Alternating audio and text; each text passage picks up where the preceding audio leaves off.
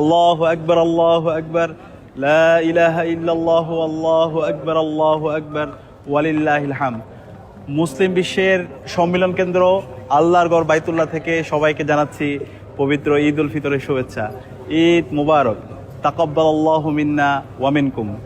রমজান মাস শেষে আমাদের মাঝে এসেছে পবিত্র ঈদ উল ফিতর। রমজান আমাদেরকে বার্তা দেয় সংযমের, সম্প্রীতির, ভ্রাতৃত্ববোধের এবং নিজের উপর অন্যকে প্রাধান্য দেওয়ার। রমজানের শিক্ষার আলোকে আমরা যেন আমাদের জীবন পরিচালনা করতে পারি, আল্লাহ পাক সুবহানাহু ওয়া তাআলা আমাদেরকে সেই তৌফিক দান করুক। বাইতুল্লাহ থেকে আল্লাহর কাছে দোয়া করছি, আল্লাহ পাক সুবহানাহু ওয়া তাআলা বাংলাদেশের উপর খাস রহমত নাজিল করুক।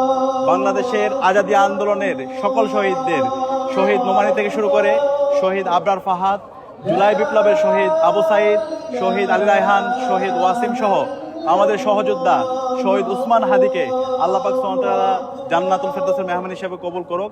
একই সাথে সারা বিশ্বের নিপীড়িত মুসলিমদের জন্য দোয়া করছি।